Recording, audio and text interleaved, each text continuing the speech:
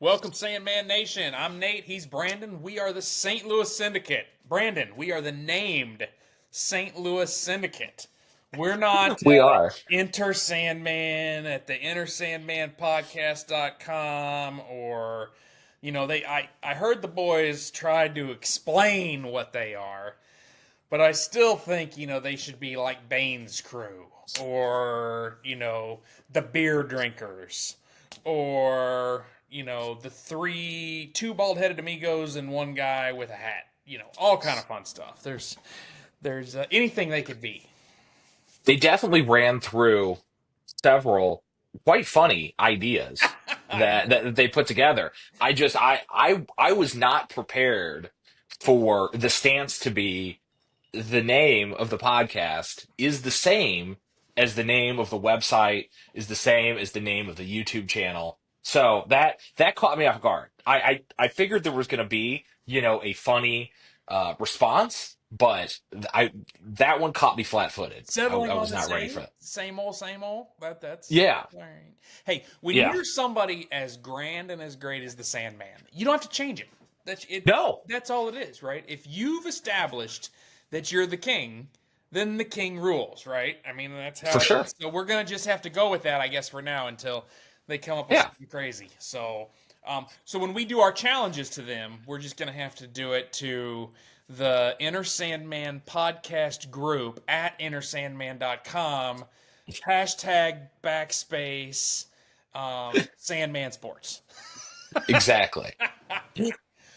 Well, hey, I don't know if you listened last week. So the guys were on fire last week, and man, they had some hot takes, and I love listening to them talk about their golf and their movies and all the fun. Without a doubt.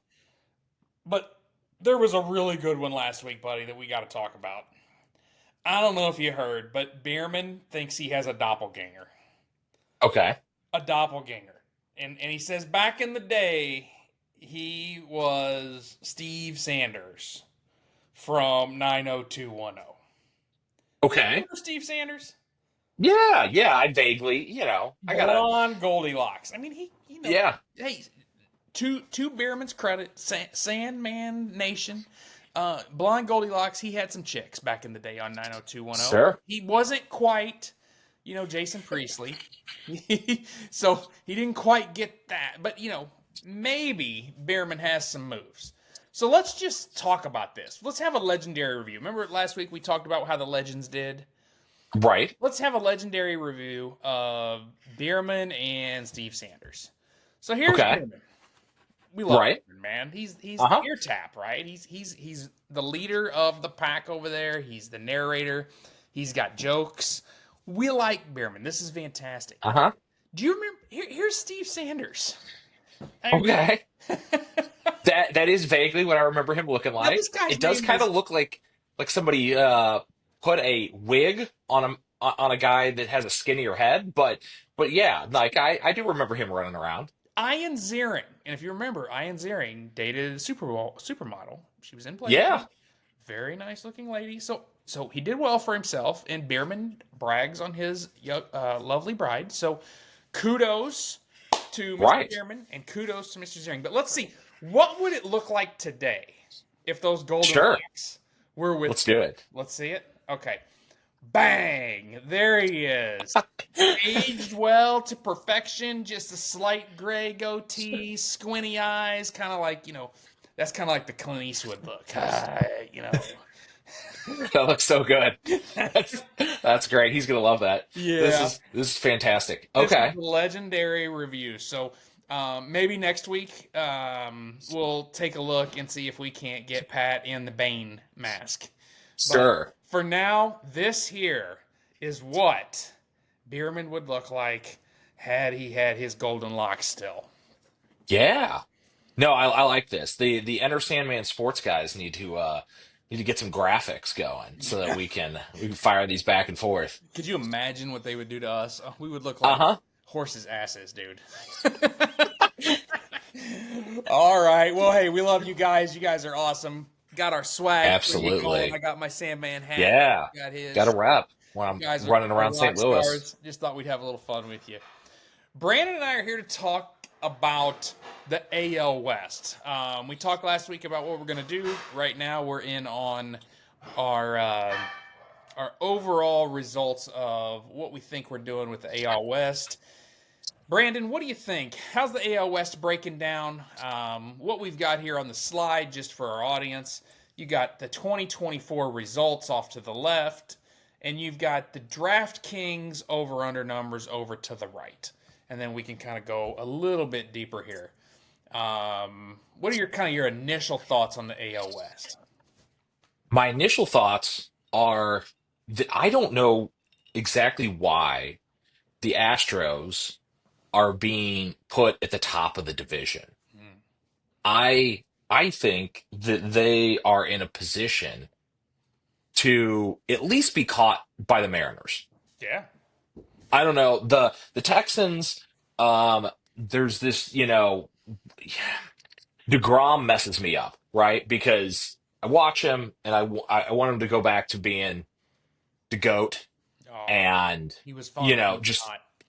yeah, throwing those crazy curveballs. And, in this division with the Athletics and the Angels kind of down there at the bottom, like barely trying to play baseball, Yeah. um, there's a lot of space for the other three to kind of gang up and pick up some wins.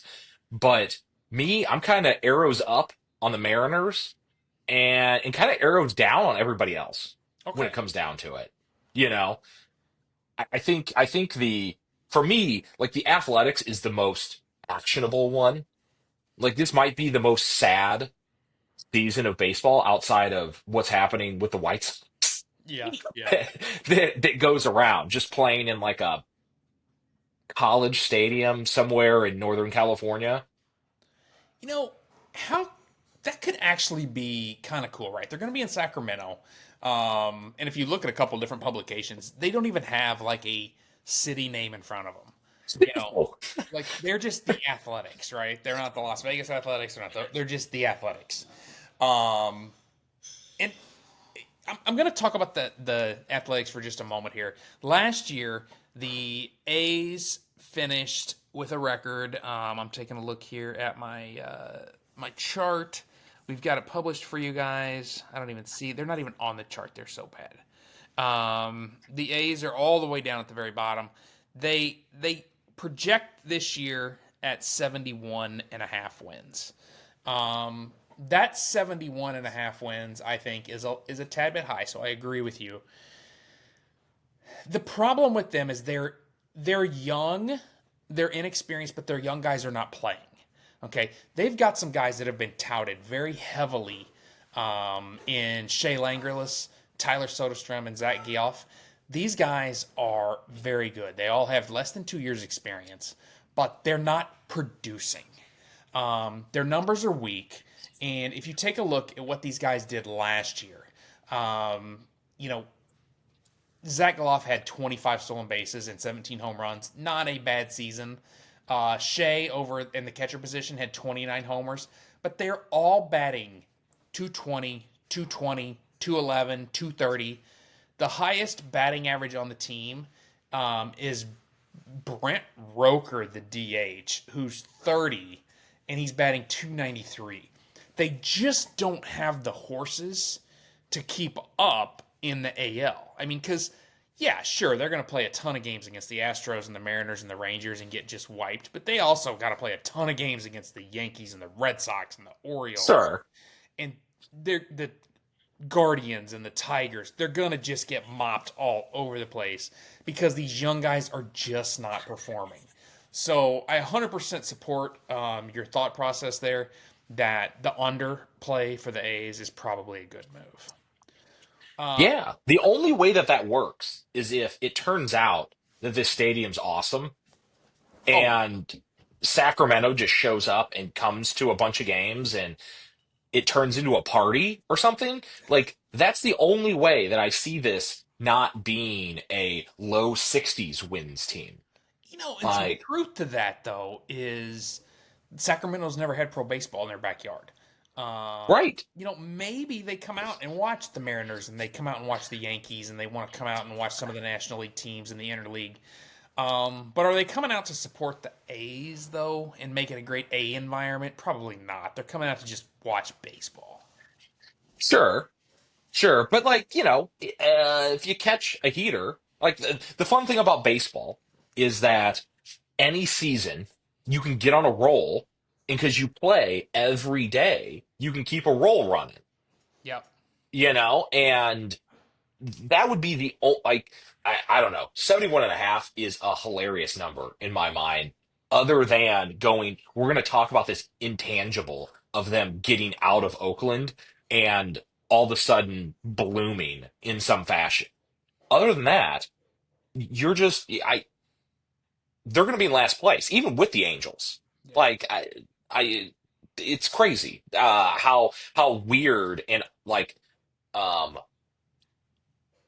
odd for these players to show up and go, "Hey, we're going to play in a non-MLB stadium." Yeah. And how like it's going to take a while to get your legs under you and figure out exactly what's going on and Yeah. all that sort of stuff. Like it's just bad juju for the entire season. I like the under. I like the under 71 wins. I think it's a good play. So for our gamblers out there, that's a good one.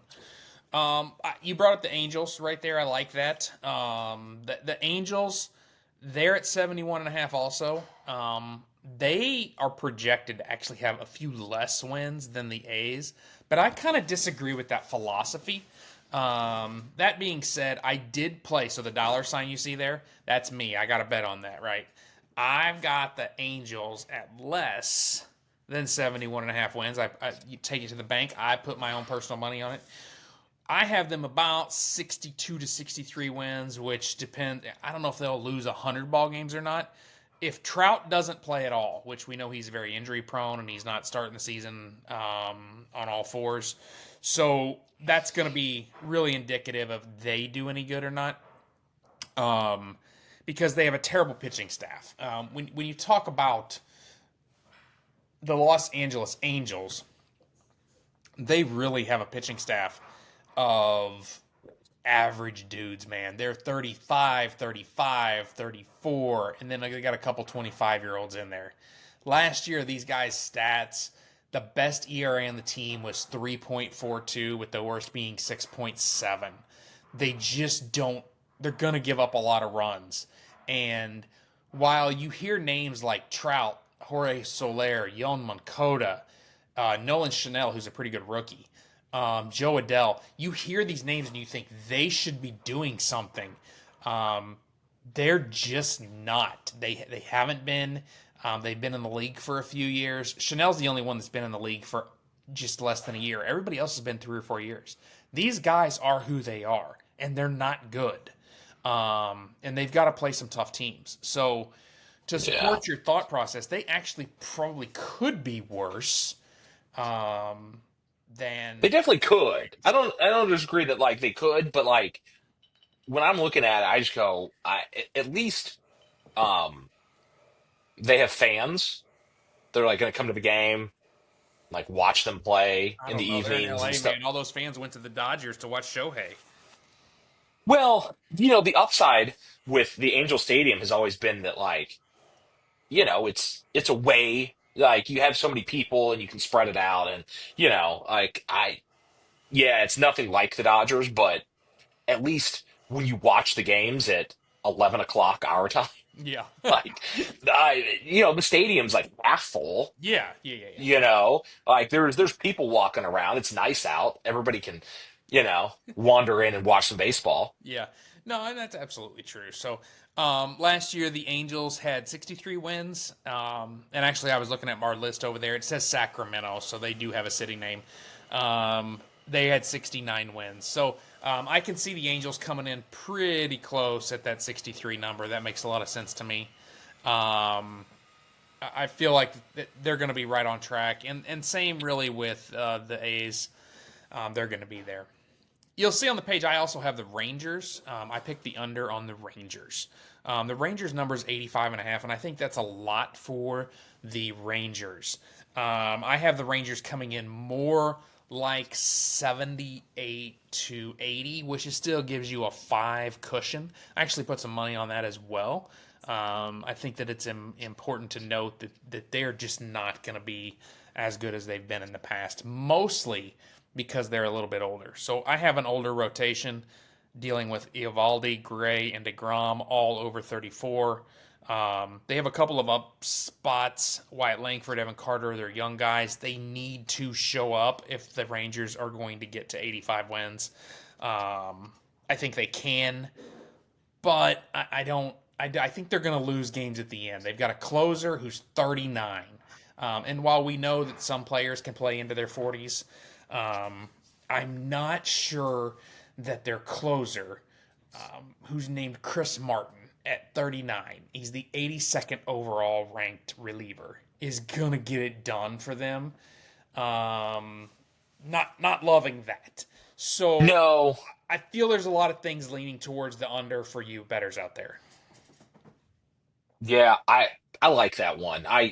DeGrom's the one that always weirds me out with that. Is just, if somehow he's just healthy and pitches through the season, you're going to get 3 or 4 games worth of one way or the other screwed up just by having an otherworldly talent. So that's the only thing that kind of gives me pause there. Yeah. But I definitely think you're right on with the bullpen like that. Kicking off the season like that, it's one thing to have a stopgap and go, this guy's going to be in the bullpen. And like, if your young guys can't do the high leverage stuff, you bring somebody in to, calm it down. But like, to just jump from spring training and go, we're going to run a 39-year-old out there that isn't elite. It's one thing when, you had some of the guys that were 10, 12, 15 years of closing, still closing. And it's like, okay, like they've got their mastery down of it. But yeah, I think that they're working themselves into fighting with the Astros for second place while the Mariners probably run away with this division. per Perfect segue. We haven't really talked about the Mariners, so let's touch on them. 100% agree with your thought process. The Astros are going to get the throne this year. The Mariners are going to take them over. I think we can talk about the position players for the Mariners if we want. They have a strong outfield. Victor Robles coming over as a free agent. Nice pickup. Julio Rodriguez and Randy Arozarena. Randy came from the Rays, and he used to be a Cardinals prospect, so we know him well. But Right. Julio is if Julio can do Julio things, Otherworldly. he's Yeah. only 24, and they talk about baseball players not peaking till they're 28. I think this is going to be his. He was a rookie in 22, so this will be his third season. I think you're going to see a lot of the rookie mistakes start going away, and he's going to start becoming what we call professional hitters. And then you've got Robles, who is 6 years in. He's a professional hitter. Their catcher, Cal Raleigh, young guy, 28, right at that year, right? He's in his third, fourth year. Professional, good player. Their bats are going to be fine. They're going to score runs. They're going to do a nice job. But that's not their strength, Brandon. Their strength is their No. pitching staff. Yeah. I mean, That's what I'm staring at. geez, these guys, Logan Gilbert's the fourth ranked pitcher overall, and they've got three in the top 20 in baseball. So we look at Yeah. this and we go, wait a minute. They're poised to make a huge move if they can stay healthy. So are they going to go past their projected number at 84 and a half? That could be a play, right? They could be a 92, 93 win team pretty easily. Yeah. I'm a sucker for pitching. Yeah.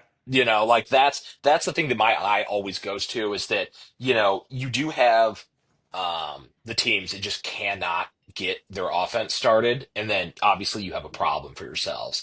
But when you have the core of what Seattle has for an offense, you go, that will almost certainly work itself out outside of injuries. But when you go, we're five deep in having decent pitchers and three of them being very good, you go, we are going to be in almost every game, and it puts us in a great position. I just I don't know why they end up sitting behind the Astros. Yeah, I mean it's preseason. The Astros, have been the perennials. I think it's time. We're going to see a changeover. I don't know if the Mariners are sexy in the AL. They're a West Coast team. They, right now the Yankees and the Orioles and the Red Sox with their youth are sexy. The Mariners, they feel like they could be a little blue collar team. As much as as Rodriguez and Robles want to show and flash their bling, I think ultimately if this team would adopt a hardworking team mentality where they're going to grind out wins with good pitching and strong at bats, this is a team that could really, really go deep. Their pen's not bad. They've got a decent closer in the top 20. Um, they're not super deep in the pen, so I'm curious, what their minor leagues look like. I haven't taken a deep look into their minor league system in terms of relief pitching goes, but at the AAA level, just some of the reviews that I've got, some of the things, they're okay. They'll have some guys that move up and down. They've got some prospects. Lazaro Montez is a non-roster invitee.